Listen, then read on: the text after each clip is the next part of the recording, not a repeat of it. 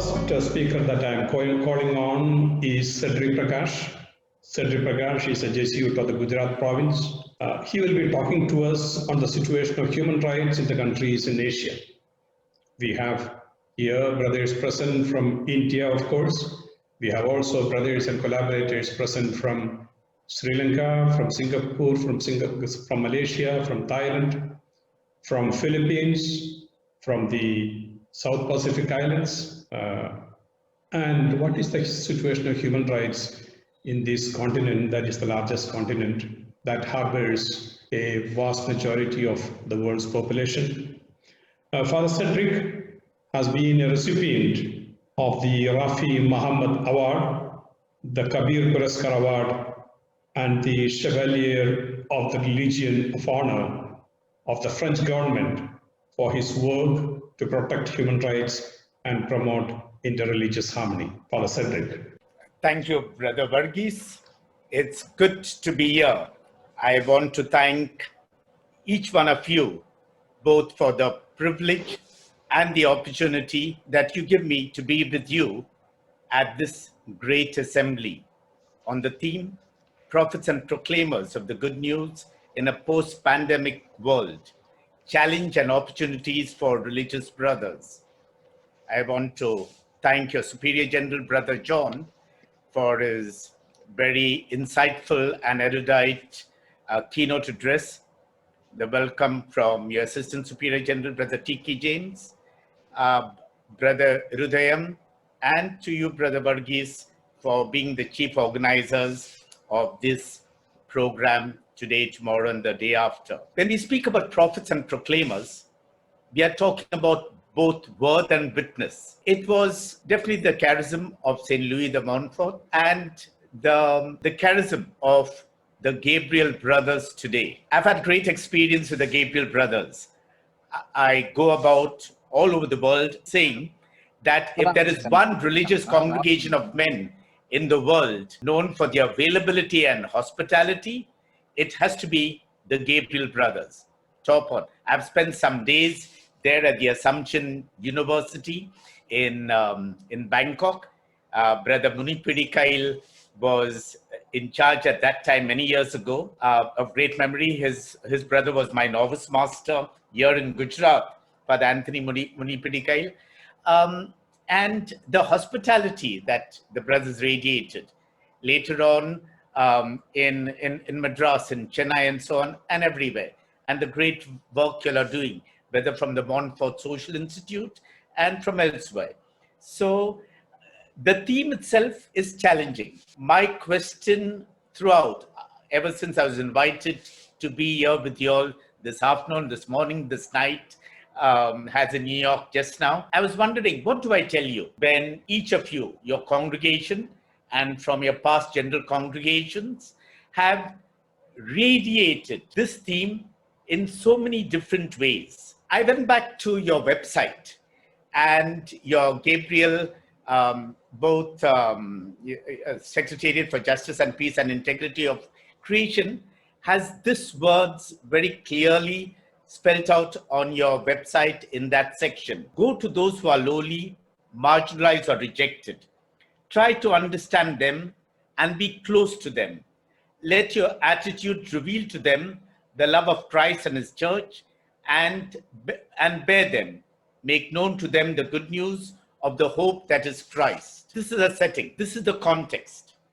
But for me, I've been given in the space of these 15 and 20 minutes, now much less, to speak about the human rights situation in Asia. I think just speaking about just one human right, or speaking of each of the countries you have been involved with in India, in Sri Lanka, Singapore, Malaysia, Singapore, Thailand, and Philippines, would definitely need maybe 3 days each, not merely to try to sum. But I'm trying to do my best just to highlight a few points and stick, as Brother Varghese has just reminded us, to the time frame given to me and to the other speakers.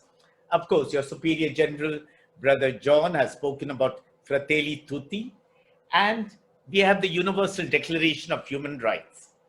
I'm basing my sharing on these two very important documents, 10 December 1948 and 4th October 2020, the document in which we, all our countries here in the Asia Pacific zone, have signed this.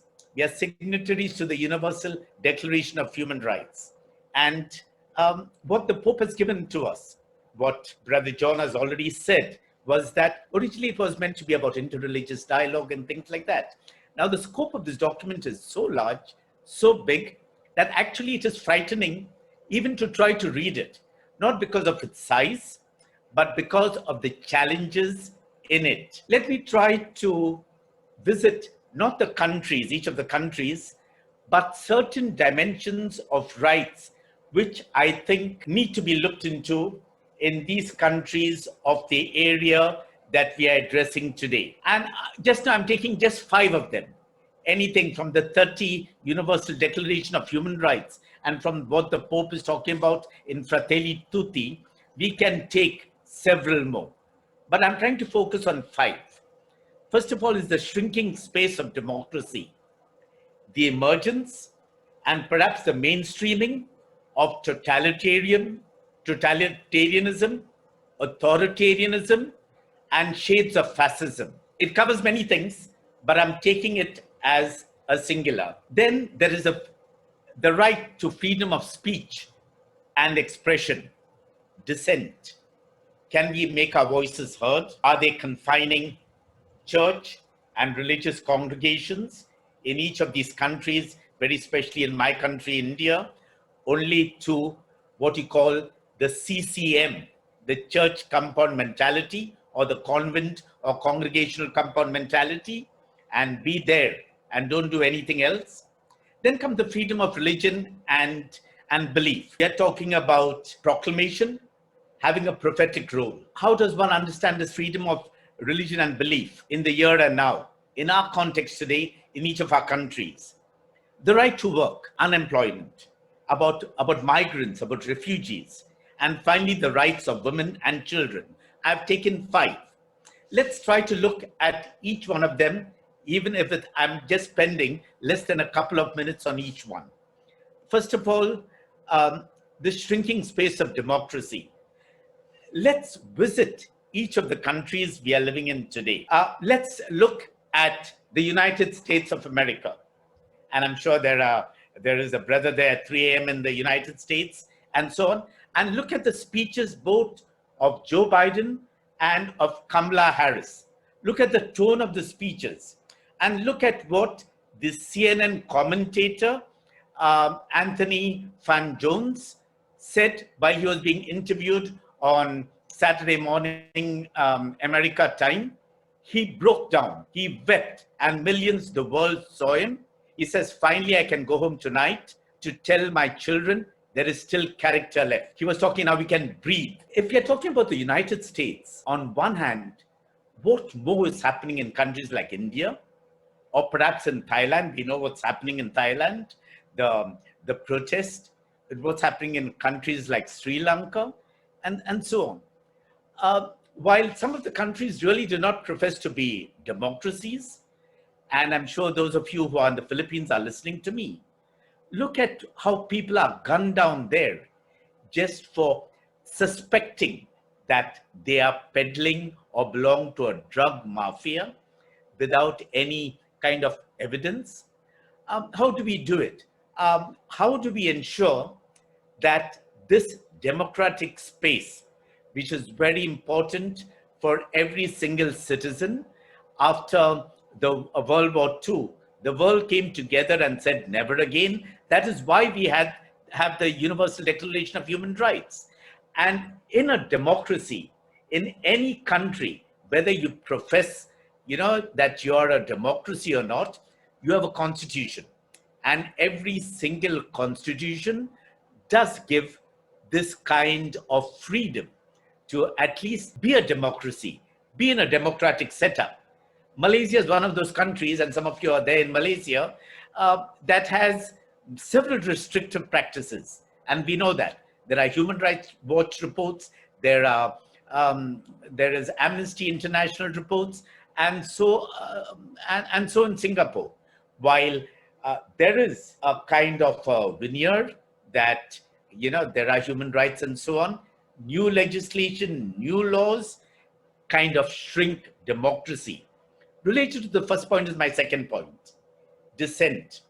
The moment you dissent, the moment you question, the moment you challenge the system, you have had it. Just now, many of you will know, a fellow Jesuit of mine, Father Stan Swami, he's 83 years old. He's languishing in jail. In India, we have a dreaded law called the Unlawful Activities Prevention Act. It's basically an anti-terrorism law. And just now what the government says, even if I suspect you of having some inkling with anyone who might or might not be a terrorist, I can arrest you literally without bail. You cannot be free. And there are several others all over the country, but particularly 15 who have been arrested because of a Bhima Koregaon case, who are there languishing in jail just because they dissented, just because they sided with a company, the poorest of the poor, which your kind of spirit of your Justice Secretariat is speaking about, walking with the poor, which Pope Francis speaks so much about in Fratelli Tuti. Dissent is something is not welcome in most of our countries, especially in Asia today. They don't welcome dissent. They don't welcome anyone questioning the status quo, the system. And if you have to change things, what is happening, especially in a country like India, we need to question. Fortunately, some of us, rather many of us, are questioning the system. It's not easy. We really do not know when we will be put in jail, incarcerated, or just like several journalists and human rights activists, defenders in India, you are just done away with, or you just disappear, as is happening in so many countries of Asia, and even the countries we are working in. People who question just disappear. The third is the freedom of religion and belief. We have here in my state of Gujarat a horrible law called the Freedom of Religion Law. Basically, if I want to change my religion, I need to take the permission of the district collector. It's a British terminology. The civil head of a particular area which goes perhaps beyond the city. And that person can ask me, why do I want to convert and things like that. Now, the point is religion and belief is a personal thing. You cannot have laws. And in several states of India, we have what we call anti-conversion law. If I'm speaking about proclamation, if I'm speaking about the word, if I'm saying I need to be a preacher, like St. Louis de Montfort, okay, don't I have the right to perhaps go and share the good news with people around me? It's not only about about me preaching. It's also if I want to embrace another religion, especially a minority religion in a country like India and in several other countries which we are talking to just now, I cannot do it. I might be sent to prison, and there are any kinds of laws that are taking place. None of here from the group are working in Pakistan. Pakistan has these horrible blasphemy laws, but in many parts of Asia today, we lack this freedom of religion and belief. So at that time, I told the civil authority, who was a friend of mine, Anita Karwal, I said, Madam, if I've stopped believing in God at this moment, I've become an atheist. And from believing in a God to not believing in a God is also a conversion. Now, who are you to tell me you continue believing in your God? You cannot not believe in a God. It's absolutely ridiculous. But these are happening in countries like India. We have seen what has happened in the pandemic. That's the fourth. Millions of workers in India and several other countries were walking home. They lost their jobs. And even today, in many of our populated countries, there are many people who are unemployed. They don't even, and many of them are daily wagers. Many of the countries that we are speaking to have ordinary people, poor people, marginalized people excluded. Here in India, we have even people who are refugees, say the Rohingyas, who have come in from Myanmar, where you are not working, and been in India, but they are treated horribly. They are treated as though and as though they are no longer citizens. They are no longer human beings, and not given the necessary rights of this, which every migrant and refugees need to have, and which Pope Francis feels that is enjoining to each one of us. Then what is happening in India? Many of our countries here are highly patriarchal societies. Women are second class. They are treated, we have a lot of domestic violence. In India, we have had lots of rape cases. And we have had, like recently, we have had a terrible rape incident in a place called Hathras in UP. And suddenly the victim becomes a perpetrator. She is at fault. Her family is at fault because those who control us, those who control our system, ultimately call the shots. This is what is happening just now to another journalist who is always being spewing hate and violence over TV. He has been arrested for abetment of suicide for another reason, and now the whole system is siding with him, saying that about freedom of speech and expression, the rights of journalism is being curtailed when he's been arrested. So see how ruling regimes in several of our countries are not looking at things objectively, but terribly subjectively. If you're a victim and if you protest, and if there are others protesting on your behalf, then virtually all is lost. You are named, maybe even the perpetrator of the crime. On the same line are also children. We have millions of child laborers here. In my state of Gujarat, we have plenty of them coming from the neighboring state of Rajasthan to work in the cotton fields. There in South India, we have many working in the quarries and so on. I've not used purposely environment, the rights of the indigenous peoples, the tribals, the Dalits, and so on, because all of them suffer one way or the other from each of these 5 main rights that I've spoken about. I'm hoping at the end of the session, there will be, I'm reaching my time. I want to end with the words of our poet laureate, Rabindranath Tagore, who gave us that beautiful prayer, which I'm sure many of us know, where the mind is without fear, where knowledge is free, where the world has not been broken up into narrow domestic walls, where words come out from the depths of truth into that heaven of freedom. My Father, let not merely my country, but each of the countries here, Singapore, Sri Lanka, Malaysia, Thailand, Philippines, the countries in the Pacific and elsewhere awake. Because unless we respond in this post-pandemic era to the challenges, we will never change.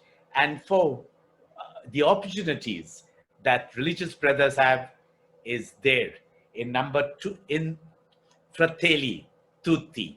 I think Pope Francis was thinking of this assembly when he wrote this.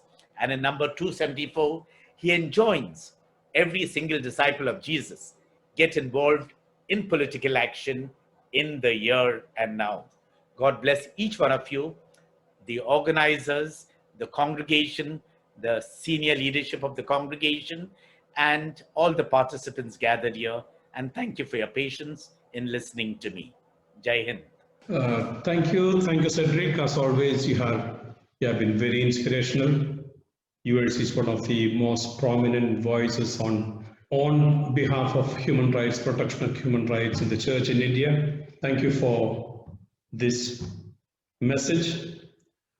In the post-colonial era, the countries that became free after India in the 40s, in the late 40s and in the 50s, the one thing that was common is that each of the constitutions of these countries incorporated human rights as adopted in the UDHR as part of their constitutions. Today, each of these rights that had become so fundamental to human existence has become not only compromised but are under threat.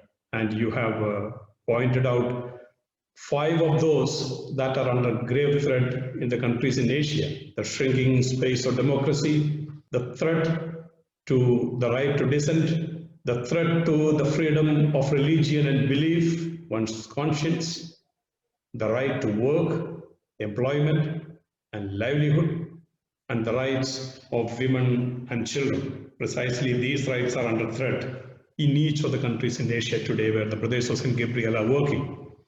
And as you concluded, saying perhaps we will need to move from services that we have been providing, services that the Brothers of St. Gabriel have been providing, to political consciousness and political action. This, I think, is a challenge before the Brothers of St. Gabriel in the post-pandemic era. Thank you, Father Cedric.